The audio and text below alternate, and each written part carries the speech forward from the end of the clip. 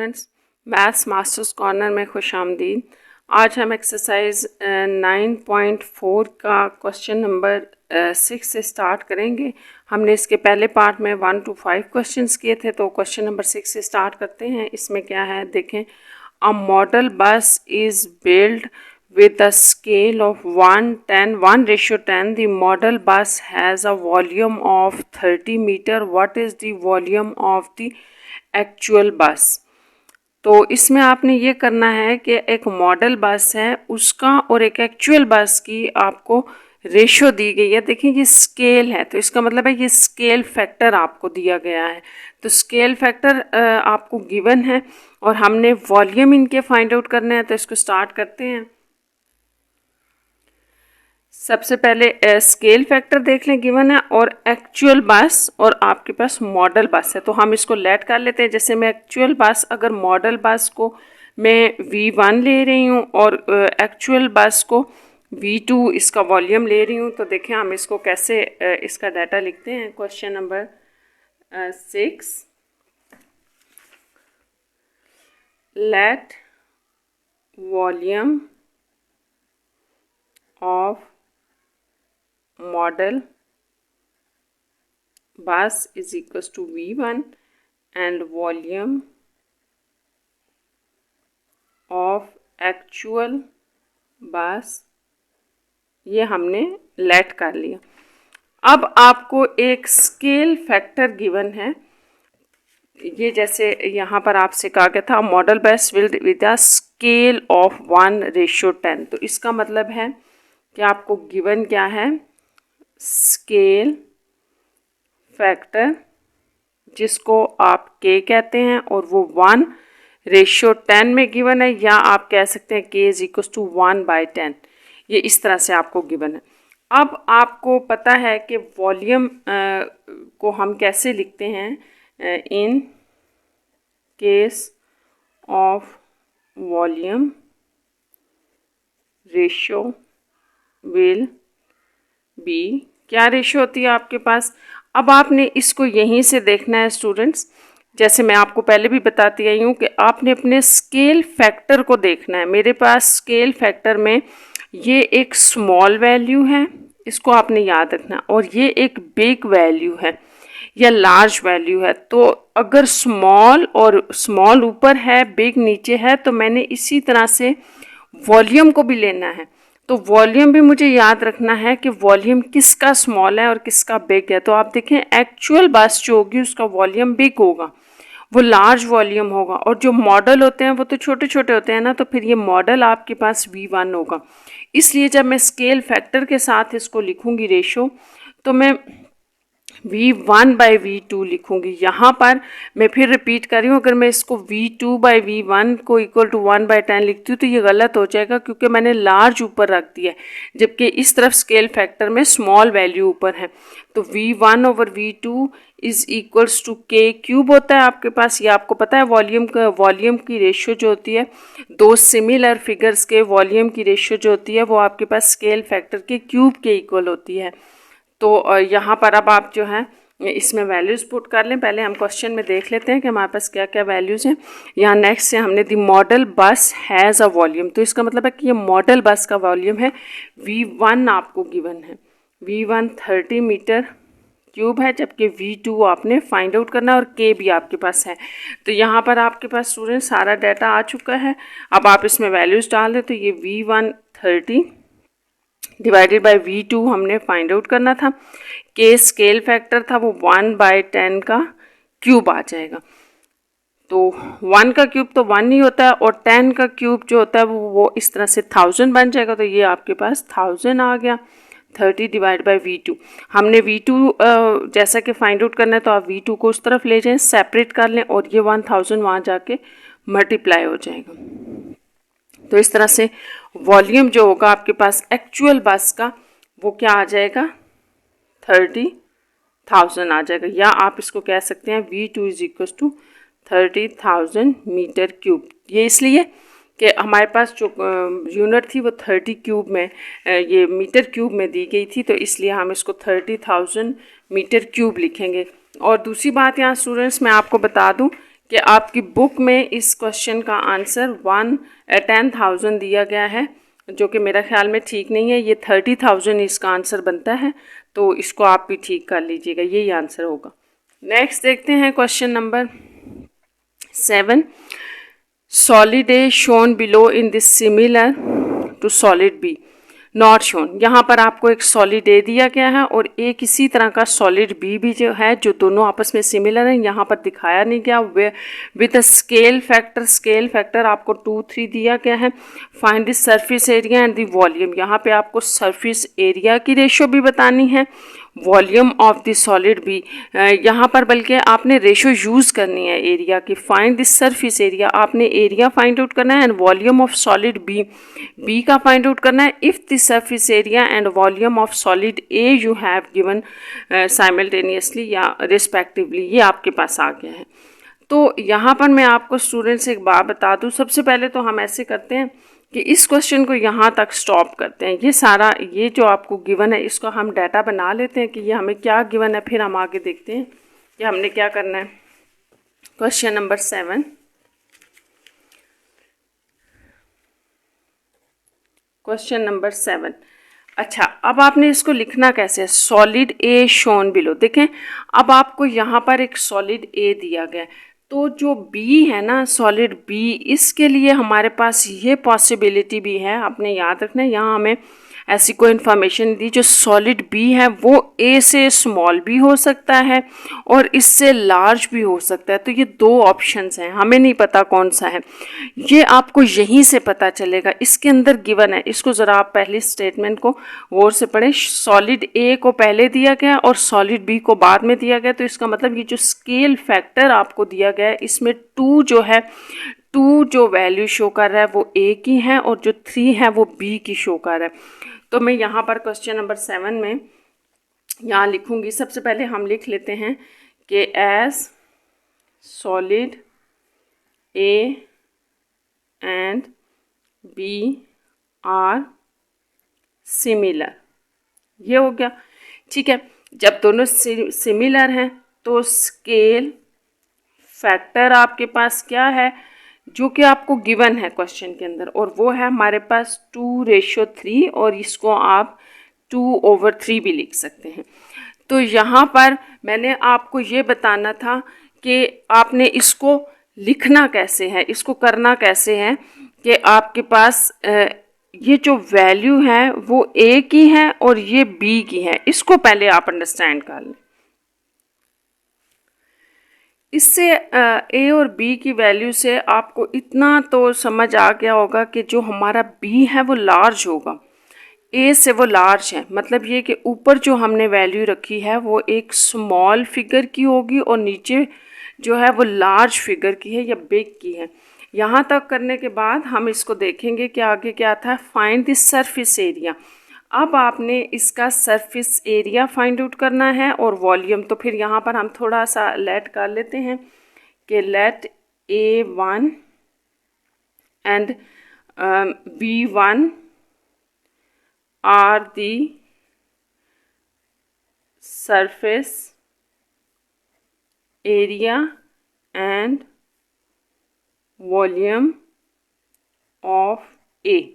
ये हमने ए का लिख लिया, और इसी तरह से जो A2 एंड V2 होंगे स्टूडेंट्स, ये आपके पास surface area V2 be the surface area and volume of B, ये आ गया।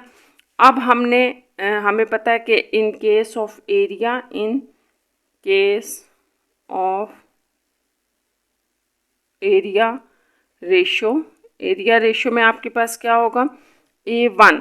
अब आपने ये याद रखना है कि हमने ए को ऊपर रखा हुआ है, यानी कि जो आपके पास ए सॉलिड था, ये सॉलिड है और ये बी सॉलिड है। तो हमने ए सॉलिड की वैल्यूज़ को ऊपर रखना है। तो ए सॉलिड का जो एरिया है वो A1 बन रहा है और बी सॉलिड का जो एरिया है वो A2 है, और ये आपके पास K² होगा।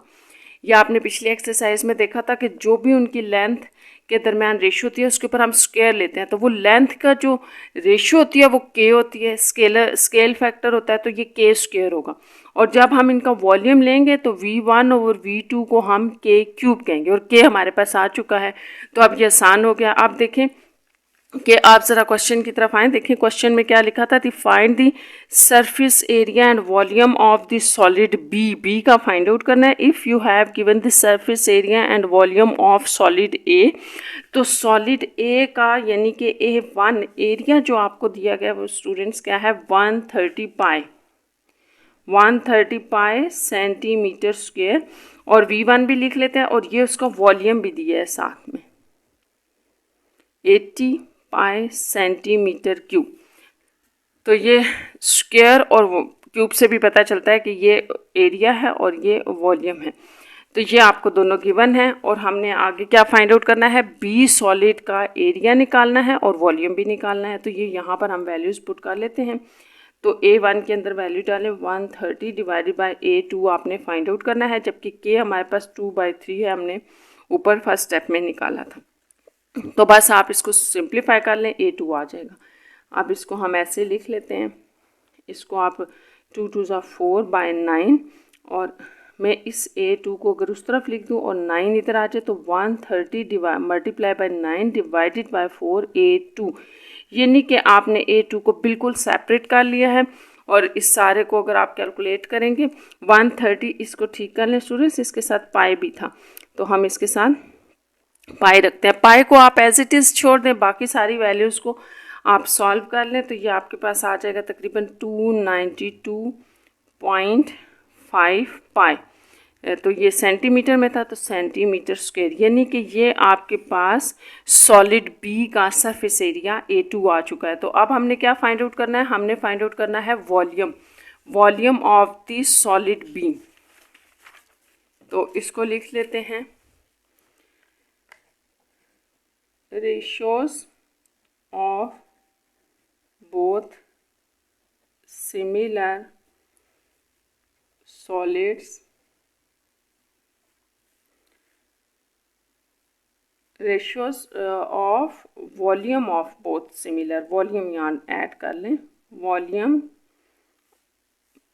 ratios of volume of both similar solids are, क्या होगा ये आपके पास पीछे भी मैंने वैसे लिखा था, V1 divided by V2 is equal to k cube आ जाएगा इसके ऊपर।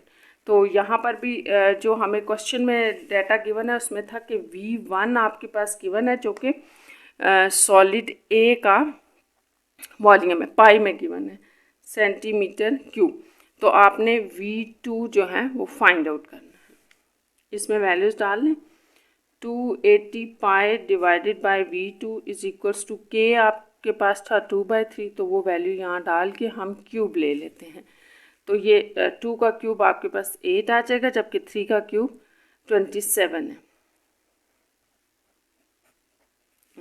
तो V2 आप कैसे फाइंड आउट करेंगे, V2 सेपरेट करें, 8 इसकी जगह आ जाएगा, 280 पाई इंटू 27, क्योंकि ये यहाँ डिवाइड हो रहा है तो उस तरफ जाके मल्टीप्लाई हो जाएगा, जबकि 8 यहाँ ऊपर है तो ये नीचे आ जाएगा यहाँ इसकी जगह, और V2 साइड पे हो गया।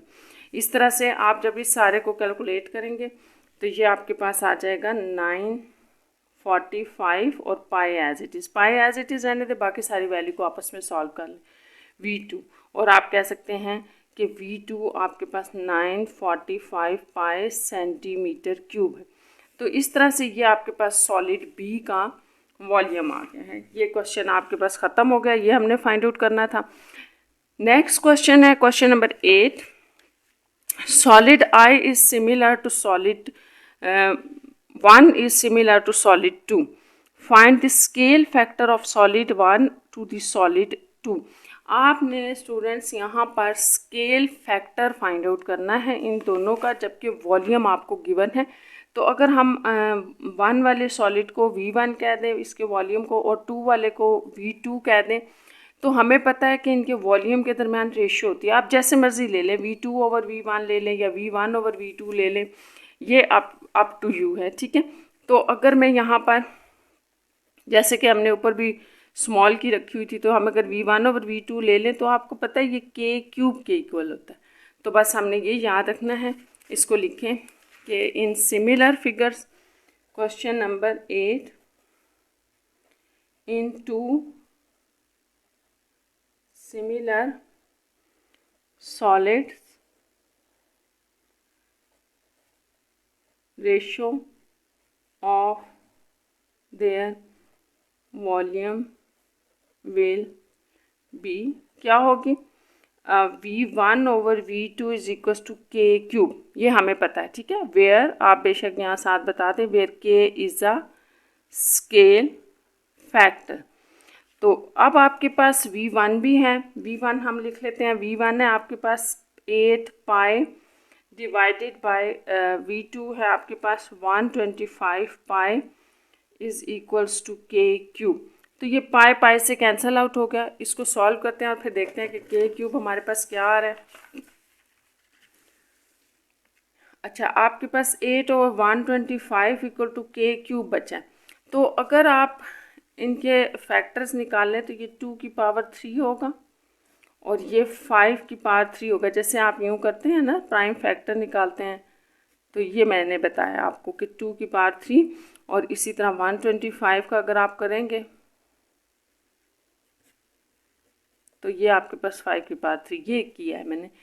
तो यहाँ पर आपके पास k क्यूब आ गया। अगर दोनों तरफ हम पावर 1/3 ले लें, टेकिंग पावर 1/3 ऑन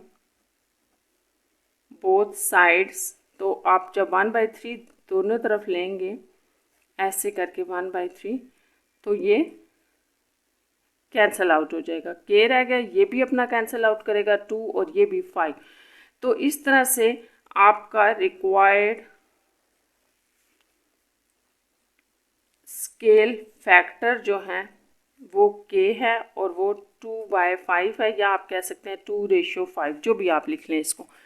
तो ये आपका आंसर होगा।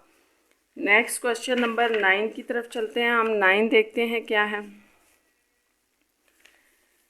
क्वेश्चन नंबर 9 में आपसे ये पूछा गया है कि solid A and solid B are mathematically similar, दोनों सिमिलर हैं।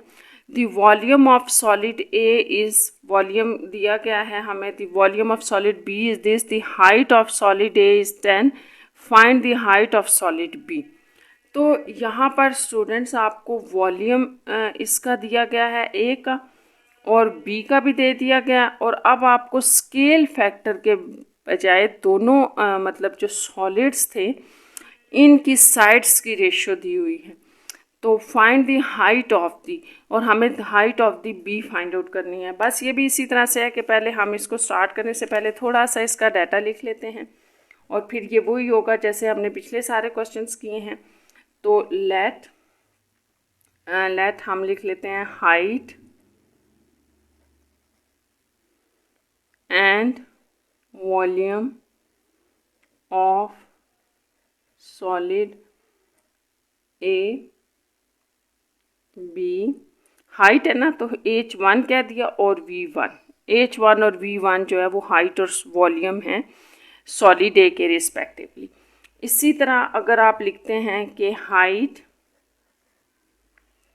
And volume of solid be the h2 and v2, ये ले लिया अब आपने।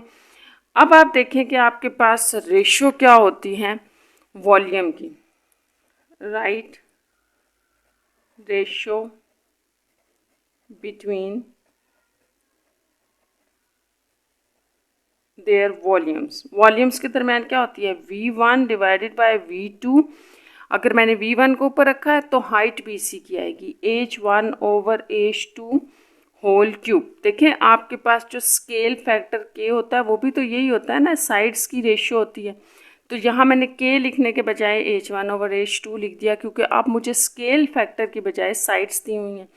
तो ये बस अब आप यहाँ वैल्यूज़ पुट कर दें, जैसा कि आपको दिया हुआ था कि सॉलिड ए का जो वॉल्यूम है v1 वो आपको दिया है 32, और v2 वॉल्यूम सॉलिड बी का जो वॉल्यूम आपको दिया है वो है आपके पास 108, और इसी तरह जो आपको हाइट दी है सॉलिड ए की वो 10 है, और सॉलिड बी की हाइट आपने फाइंड आउट करनी है। तो बस यहाँ से इसको सिंप्लीफाई करते हैं, फिर हम देखते हैं कि क्या आंसर आएगा।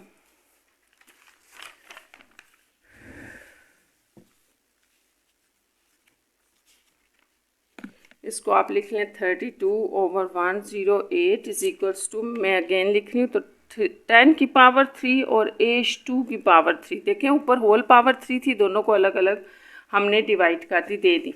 अब आपके पास क्या आ रहा है कि आप h2 फाइंड आउट करना चाह रहे हैं, तो इसको साइड पे ले जाते हैं। h2 की पावर 3 और 10 की पावर 3 डिवाइडेड बाय ये 32 इसकी जगह पे आ जाएगा, जबकि 108 वहाँ जाके मल्टीप्लाई हो जाएगा। तो 10 की पावर 3 को आप 1000 भी कहते हो। तो इस सारे को आप सॉल्व कर लें, तो ये आपके पास आ जाएगा 3375 और h2 की पावर 3। तो इस तरह से अगर आप इसको फैक्टराइज करते हो, बेशक आप इसको यहाँ फैक्टराइज कर लें जैसे मैंने बताया था, या आप इसको कैलकुलेटर के ऊपर ऐसे लिख के इसकी पावर 1/3 ले लें, तो दोनों ठीक है। यहाँ पे आपके पास 15 आ जाएगी इसकी पावर, क्योंकि आपने क्या किया है, टेकिंग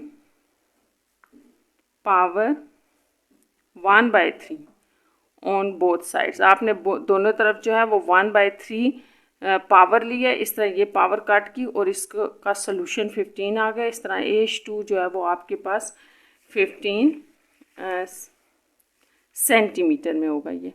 तो ये आपके पास height of the solid B आ गया है।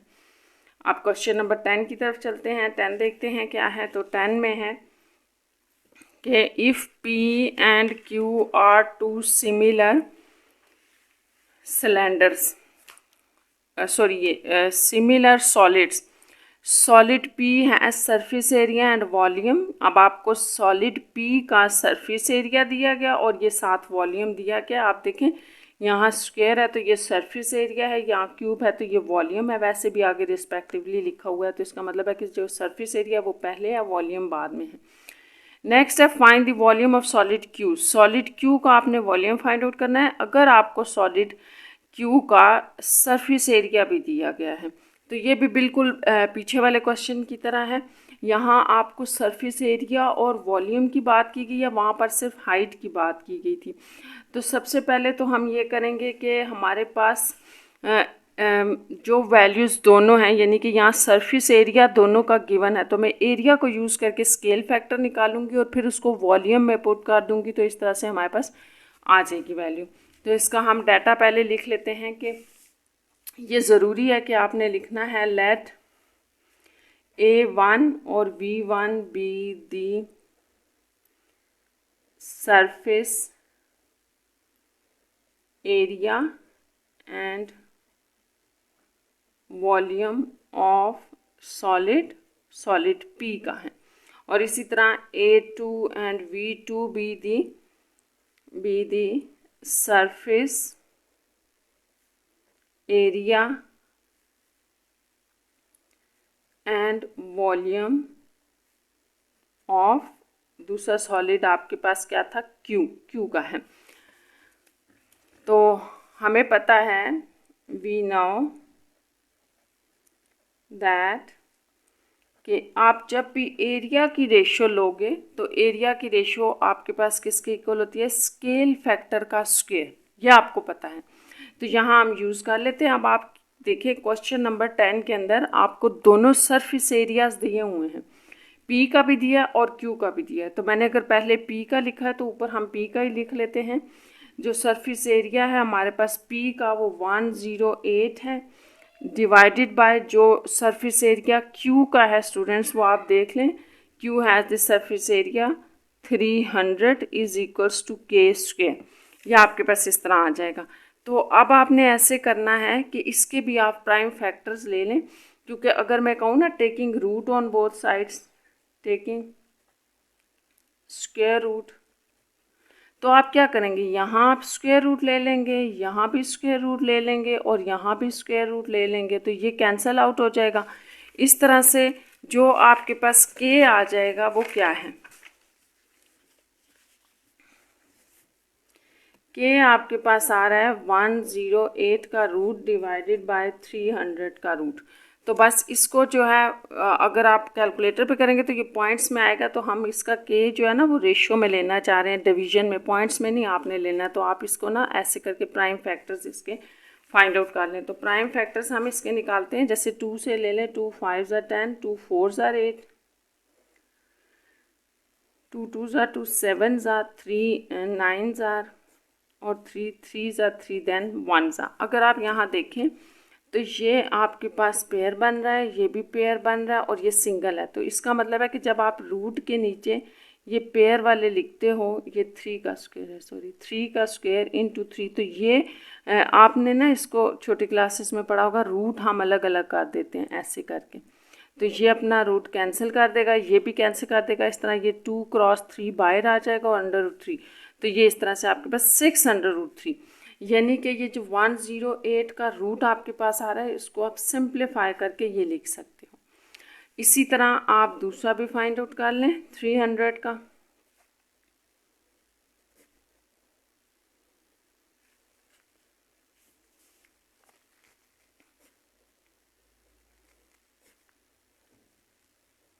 ये मैंने स्टूडेंट्स इसका भी फाइंड आउट कर लिया है और वो मैंने आपको सारा बताया है। तो इसको मैं डायरेक्ट अब लिख रही हूँ। देखें, जो स्क्वायर होते हैं ना वो रूट से बाहर आ जाते हैं और जो सिंगल होता है वो रूट के अंदर रहेगा।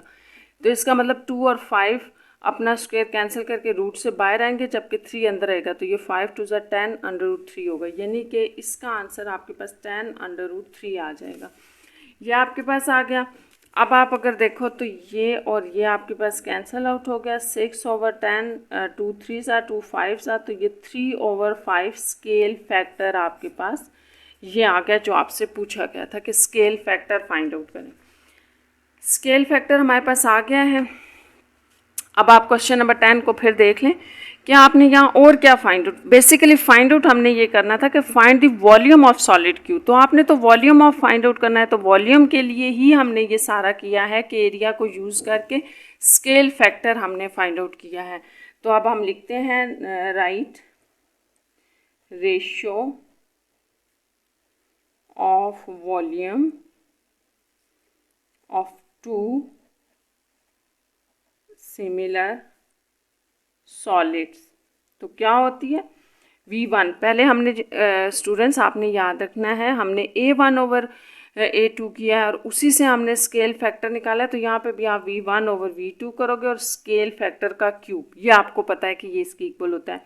तो हम देख लेते हैं कि V1 हमारे पास जो है वो वॉल्यूम ऑफ सॉलिड P था, जो कि हमें गिवन है, वो 135 था। V2 आपने फाइंड आउट करना था, स्केल फैक्टर अभी अभी आपने ऊपर निकाला है, वो यहाँ पुट कर दें बस। अब इसको सिंप्लीफाई करना है, तो हमने बेसिकली क्या करना है कि हमने V2 फाइंड आउट करना है। तो इसको आप ऐसे लिख दें, 3 का क्यूब आपके पास 27 होता है, 5 का क्यूब 125 होता है। तो V2 आपके पास क्या हुआ, इसको ऊपर ले जाएं, वो नीचे आ जाएगा, 135 इंटू 125, ये वहाँ मल्टीप्लाई हो गया, 27 नीचे आ जाएगा। यानी कि अगर आप इस सारे को मल्टीप्लाई डिवाइड करें, कैलकुलेटर पे सॉल्व कर लें, तो ये 625 बन रहा है। इस तरह जो आपका V2 है 625 और यूनिट आपने साथ लिखनी है सेंटीमीटर क्यूब। तो ये आपके पास बेसिकली रिक्वायर्ड वॉल्यूम था ऑफ सॉलिड क्यूब।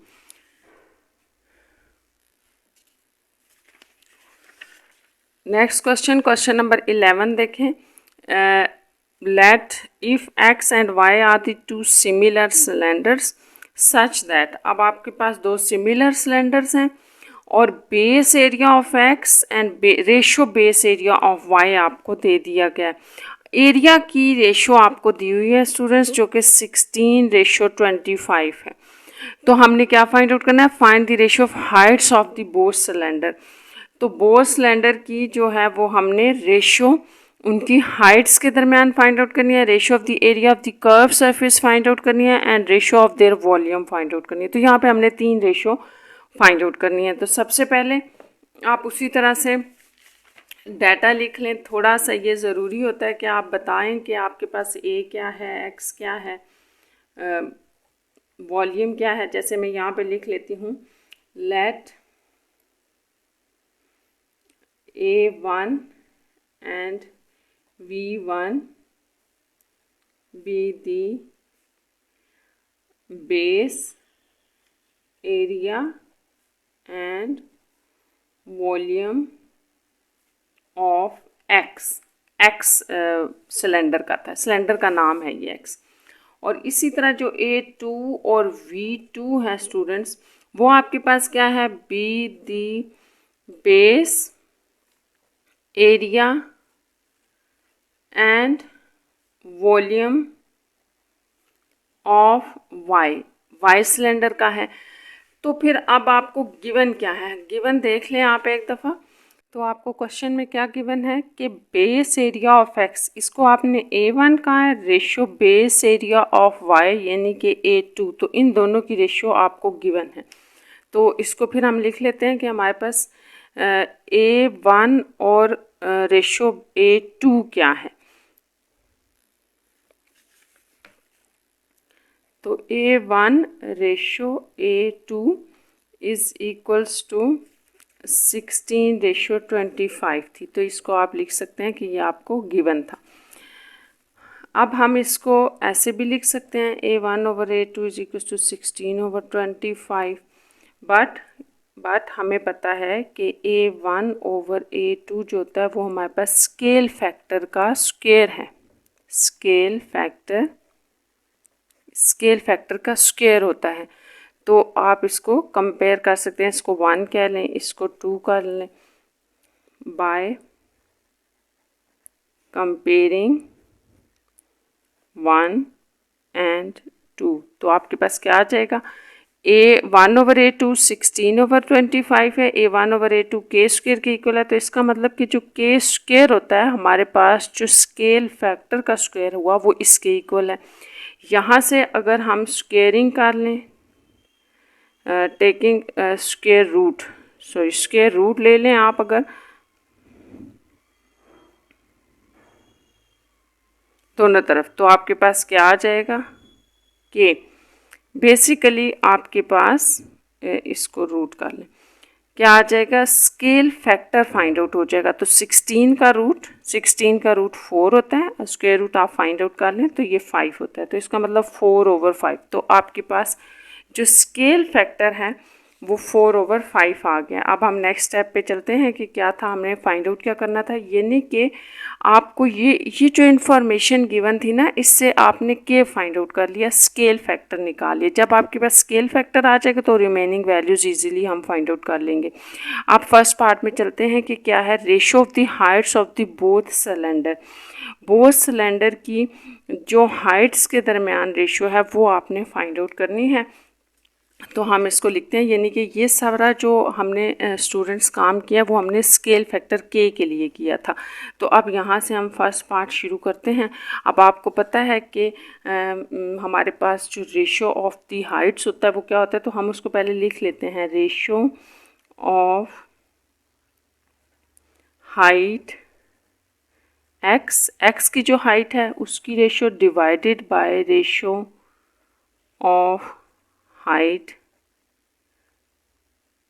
y। तो ये किसके इक्वल होती है, ये तो होती है आपके पास स्केल फैक्टर के इक्वल है। यही हमने पीछे पढ़ा था ना, स्केल फैक्टर के इक्वल होती है। तो इसका मतलब हुआ कि ये 4/5 होगी जो हमने फाइंड आउट की है। तो यही आपके पास रिक्वायर्ड रेशियो है। पहली बात तो ये होगी, रिक्वायर्ड रेशियो हमारे पास यही होगी जो हमारे पास स्केल फैक्टर है। ये कोई भी दो जो होंगी ना हाइट्स, उनके दरमियान रेशियो होगी। नेक्स्ट पार्ट की तरफ चलते हैं। सेकेंड पार्ट देखें क्या है, ratio of the areas of the curve surface of the cylinder. तो सिलेंडर की आपने पहले बेस एरिया देखा, अब कर्व सरफेस देखा। देखें आपके पास दो तरह के एरियाज होते हैं सिलेंडर के अंदर, एक बेस में होता है, उसकी नीचे जब आप उसको यूं बनाते हैं ना ऐसे करके, तो एक उसका ये एरिया था जिसके बारे में यहाँ बात की गई थी, बेस एरिया, इस एरिया का। और जो कर्व सरफेस होती है ना, वो ये जो कर्व होता है ना, ये जहाँ पर सिलेंडर की सेंटर वाली जगह होती है इसको कहते हैं कर्व सरफेस का एरिया। लेकिन यहाँ पर आपने एक बात याद रखनी है तो एरिया ही ना, आप चाहे इस एरिया की बात करें या इस एरिया की, सिलेंडर का आप जब भी बल्कि किसी भी दो सेम सॉलिड सिमिलर सॉलिड के एरिया के दरमियान रेशो लेंगे तो वो हमेशा के स्क्वायर होगा, चाहे वो सिलेंडर के बेस एरिया की बात हो रही हो चाहे वो कर्व एरिया की बात हो, तो फार्मूला यही होगा। तो इससे होपफुली आपको अंडरस्टैंड हो गया होगा कि जो हमने बेसिकली ये लिया है यही इसका आंसर है सेकेंड पार्ट में भी, कि एरिया, बस यहाँ पे हमने एरिया लिखा हुआ था, बेस एरिया इसको कहा था और इसको भी बेस एरिया कहा था।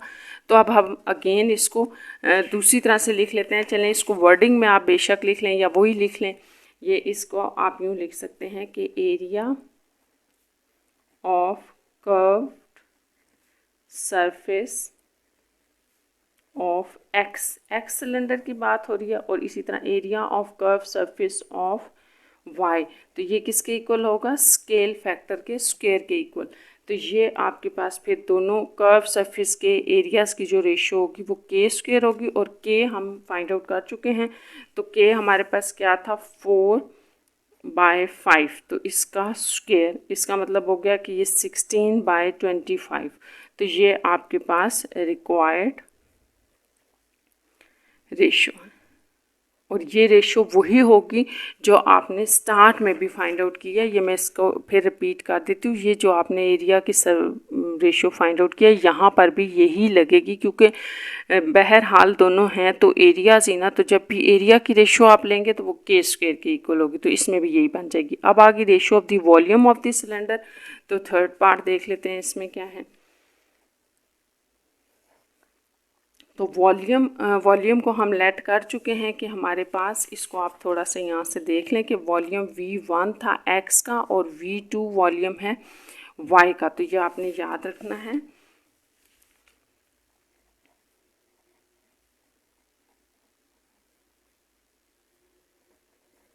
Ratio of volumes of two similar solid क्या होता है, जब भी हम लेते हैं तो हमारे पास होता है V1/V2 और K क्यूब इसके इक्वल होता है। तो अब ये बड़ा आसान हो गया, V1/V2 बेसिकली आपने ये रेशो फाइंड आउट करनी है, और K तो आपके पास है 4/5 का क्यूब।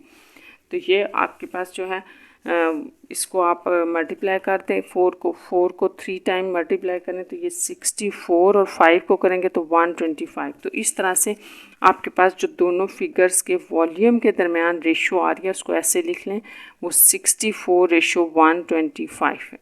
तो ये आपके पास रिक्वायर्ड रेशो आ गई। Question number 12, the volume of one right circular cone is 8 times the other one. If the radius of the larger cone is 12 centimeter, find the radius। एक तो ये आपको कौन दी गई है कौन, और इसमें रेडियस की बात की है कि लार्जर कौन का रेडियस जो है वो 12 है, तो radius of the smaller one आपने फाइंड आउट करनी है। तो सबसे पहली बात तो ये कि हम यहाँ पे सर्कुलर कौन जो आपको दी है द वॉल्यूम ऑफ, यहाँ थोड़ी सी आपको इन्फॉर्मेशन उनके वॉल्यूम्स, दोनों के वॉल्यूम्स के बारे में दी गई है, इसको हम लिख लेते हैं जैसे। हम अगर लेट कर लें वॉल्यूम ऑफ द स्मॉलर कौन, क्योंकि यहाँ लिखा है volume of the one right circular cone is the 8 time of the other. तो इसका मतलब ये हुआ कि अगर हम स्मॉलर कौन लेते हैं वो हमारे पास फॉर एग्ज़ाम्पल V2 ले लूँ मैं यहाँ पे, आप इसको ऐसे करें कि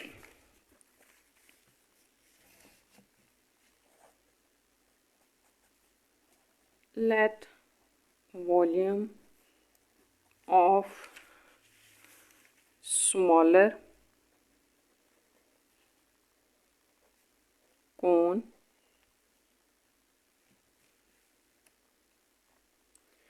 इज इक्वल्स टू V2 ले लें इसको, तो वॉल्यूम ऑफ लार्जर या बिगर जो भी कह लें कौन इज़ इक्वल्स टू V1 ले लिए।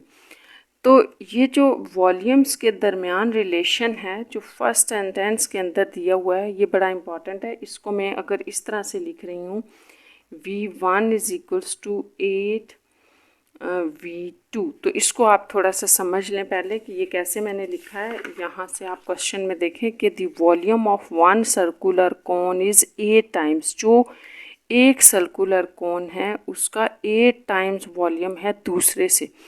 तो मैंने ये अदर वन वाली को जो है, या एक को मैंने स्मॉल ले लिया, V2 ले लिया, और यहाँ पर V1 ले लिया। तो V1 अगर लार्जर है तो आपको पता है लार्जर ही तो V2 को के वॉल्यूम स्मॉल वाले वॉल्यूम के साथ हम 8 मल्टीप्लाई करेंगे तो ये दोनों सेम होंगी। यानी कि ये स्मॉलर के साथ आप इसको यूँ समझ लें कि जो स्मॉलर कॉन का वॉल्यूम है ना, इसके साथ आपने कोई ना कोई चीज़ मल्टीप्लाई करनी है, कोई ना कोई चीज़ ऐड करनी है, डालनी है, तभी वो V1 के वॉल्यूम के इक्वल होगी। तो इसलिए 8 times of this smaller cone का वॉल्यूम जो होगा वो इक्वल होगा लार्जर कॉन। तो ये हमें कंडीशन गिवन थी। तो अब हमने फाइंड क्या करना है, उनकी हाइट्स के दरमियान रेशो फाइंड आउट करनी है। तो इसके लिए आप सबसे पहले ऐसे कर लें कि हम लिख लेते हैं कि रेशो हमारे पास क्या होती है, रेशो बिटवीन टू जो है वो आपके पास सिमिलर राइट कॉन्स हैं। बिटवीन टू कॉन्स लिख लें, चलें बिटवीन टू कॉन्स क्या होगा, आप हमेशा इसको लिखते हैं कि जैसे मैं इसको लिख लूँ V1 ओवर V2 लिख लूँ,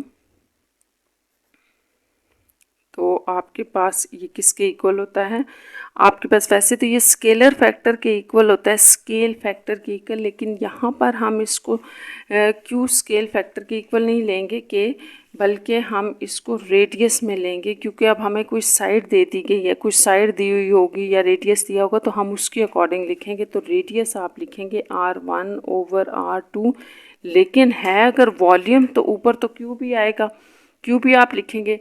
अब लेकिन हमने इसको रेडियस की फॉर्म में इसलिए लिखा है कि क्वेश्चन में आपको रेडियस गिवन है और आपने रेडियस ही फाइंड आउट करना है। तो अब यहाँ पर बस हम वैल्यूज़ डालेंगे तो आप देखें कि V2 को आप एज इट इज़ रहने दें, लेकिन जो आपका V1 है स्टूडेंट्स वो आपको 8 V2 दिया हुआ है, तो यहाँ हमने वैल्यू डालनी है इज़ इक्वल्स टू।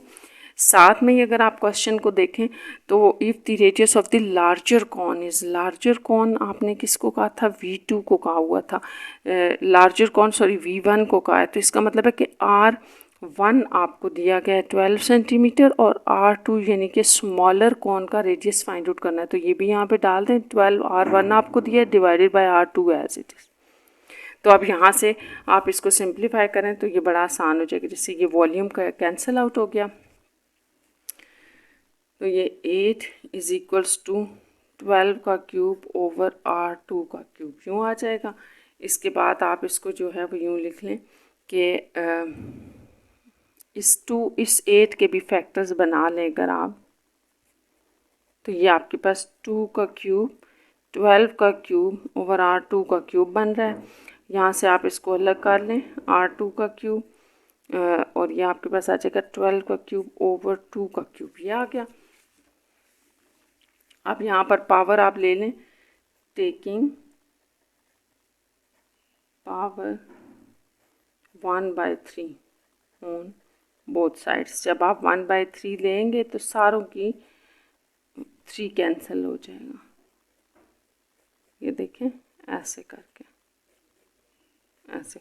तो ये कैंसिल हो गया, R2 आपके पास आ जाएगा 12 ओवर 2 और इस तरह से ये 6 R2 आपके पास आ जाएगा 6 और इसका हम यूनिट देख लेते हैं, इसकी यूनिट क्या है, सेंटीमीटर। तो ये आपके पास इसका रिज़ल्ट है, रिक्वायर्ड रेडियस था। तो ये होपफुली आपको समझ आ गया होगा। बस आपने ये याद रखना है कि ये जो इसके वॉल्यूम के दरमियान कंडीशन है ये बहुत इंपॉर्टेंट है कि ये आप लिख लें। और V2 आपको एज इट इज़ दिया था, V1 की वैल्यू आपको 8 V2 दी थी जो कि हमने यहाँ पे पुट कर ली और यहाँ से हमारे पास रेडियस आ जाएगा। Question number 13, masses of two similar objects are 8 kg and 27 kg respectively. If the height of the first object is 2 meter, what is the height of the second object? तो सबसे पहले तो आप ये देखें स्टूडेंट्स कि वैसे तो आपको पिछले जितने भी क्वेश्चंस दिए गए हैं उनमें या तो वॉल्यूम दिया जाता है या एरिया दिया जाता है। हमने मैसेज के बारे में कहीं भी नहीं पढ़ा, तो मैसेज के बारे में पीछे टॉपिक में भी कोई रिलेशन हमें नहीं दिया। जब भी आप वॉल्यूम की रेशो लेते हैं आपने याद रखना है तो आप स्केलर फैक्टर का क्यूब लेते हो या साइड की रेशो का क्यूब लेते हो।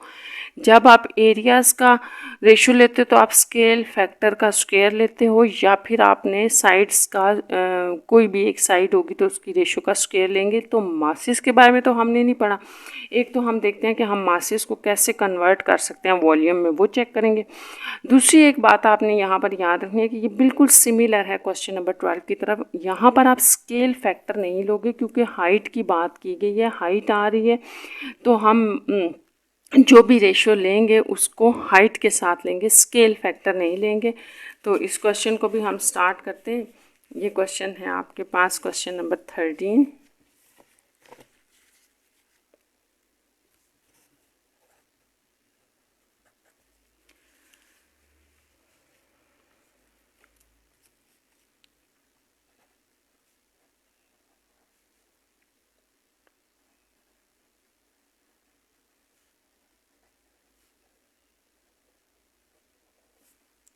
यहाँ आपको क्या बताया गया स्टार्ट में कि दो ऑब्जेक्ट्स जो हैं वो आपके सिमिलर हैं। तो आपने याद रखना है कि जब भी आपके पास दो ऑब्जेक्ट्स सिमिलर होते हैं so there densities are also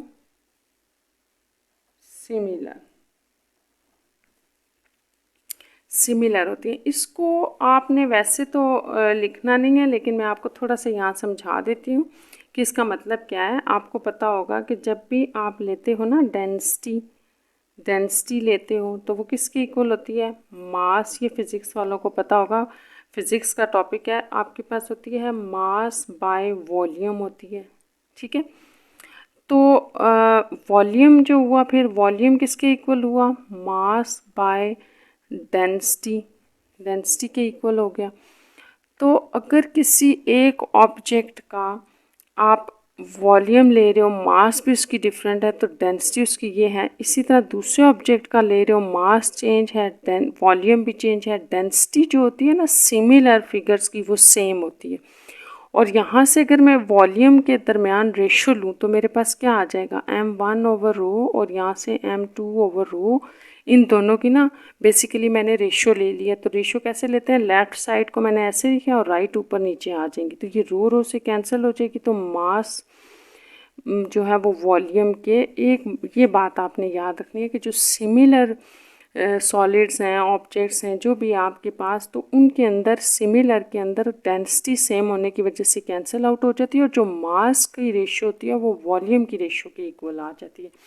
तो बस आपने इस सारे को तो नहीं लिखना, ये तो मैंने आपको समझाने के लिए बताया। बस आप ये लिखते हैं इसके अंदर कि जैसा कि दो ऑब्जेक्ट्स जो थे वो आपके पास सिमिलर थे तो उनकी डेंसिटी सेम होंगी, इसलिए उनके मास के दरमियान जो रेशो है वो उनके वॉल्यूम के दरमियान रेशो के इक्वल होगी। ये जो है आपके पास इक्वल आ जाएगा। तो जब ये इक्वल आएगा तो अब आपको गिवन थी, क्या गिवन था, मास वन ऑब्जेक्ट की मास थी आपके पास 8 kg। क्वेश्चन से लिख लें m2 जो है वो आपके पास 27 kg है। तो इसका मतलब ये हुआ कि जो मेरे पास वॉल्यूम की रेशो होगी इसको मैं फिर इसके इक्वल ले सकती हूँ मास की, यानी कि 8/27 ले लूँगी, ठीक है। अगर V1 जो है वो फर्स्ट ऑब्जेक्ट का वॉल्यूम है और V2 सेकंड ऑब्जेक्ट का वॉल्यूम है, इसी तरह आपके मास 1 फर्स्ट ऑब्जेक्ट और सेकंड ऑब्जेक्ट कर लें तो ये आपके पास ये आ जाएगा। अब हमें पता है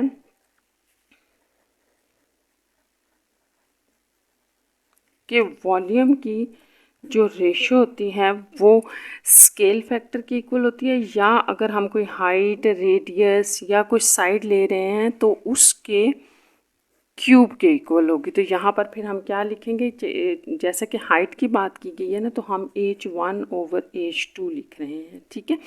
जैसा कि इसको ना आप यूँ भी लिख सकते हैं यहाँ पर कि h1 जो है वो हाइट ऑफ फर्स्ट ऑब्जेक्ट है और h2 जो है वो हाइट ऑफ सेकेंड ऑब्जेक्ट है। ये आप थोड़ा सा इसमें ऐड कर लें और इसी तरह वॉल्यूम के बारे में भी लिख लें कि v1 जो है वो फर्स्ट ऑब्जेक्ट का है और सेकेंड ऑब्जेक्ट का वॉल्यूम, तो ये आ जाएगा। अब v1 ओवर v2 तो आप यहाँ से इसको पुट कर लें फ्रॉम 1, क्योंकि आप वहाँ बता चुके हैं कि जो वॉल्यूम की रेशियो है वो मास के वो रेशियो के इक्वल है, तो फिर 8 ओवर 27 आ जाएगा। और यहाँ पर अगर आप देखें तो क्वेश्चन में आ जाए, देखें if the height of the first object is 2 metre, तो इसका मतलब h1 आपको 2 मीटर दी गई थी, h2 आपने फाइंड आउट करनी है। तो what is the height of the second object, h2 find आउट करनी है। तो ये यहाँ वैल्यू डाल लेते हैं 2 ओवर h2 का क्यूब, 2 का क्यूब h2 का क्यूब। यहाँ से h2 को आप उस तरफ ले जाएं, सेपरेट कर लें और 8 इसकी जगह आ जाएगा, तो ये 8 इंटू 27 ऊपर आएगा, यहाँ पर ये उधर मल्टीप्लाई हो जाएगा। अब हमने क्यूब जैसे कि सॉल्व करना है तो आप सारी वैल्यूज़ को क्यूब में कर लें, क्योंकि 3 का क्यूब जो होता है वो 27 होता है, 3 का क्यूब और ये 2 का क्यूब है, यानी कि मैंने इसको यूँ चेक किया है ऐसे, और 8 को भी, तो ये आ गया। अब ये और ये कैंसिल हो जाएगा, तो यहाँ पर आपके पास 3 का क्यूब और h2 का क्यूब रह गया। अब वही आप उसी तरह से कहें कि अगर हम दोनों तरफ पावर ले लेते हैं, h2 क्यूब आपके पास किसके इक्वल आ रहा था, 3 का क्यूब, तो taking power 1/3 on both sides, तो ये आपके पास अब क्या आ जाएगा, ये पावर आपने ले ली, तो h2 जो है वो आपके पास आ गया है 3 मीटर्स। तो ये आपके पास रिक्वायर्ड हाइट थी ऑफ द सेकेंड ऑब्जेक्ट। तो इस तरह से ये आपकी एक्सरसाइज ख़त्म हो गई। Take care.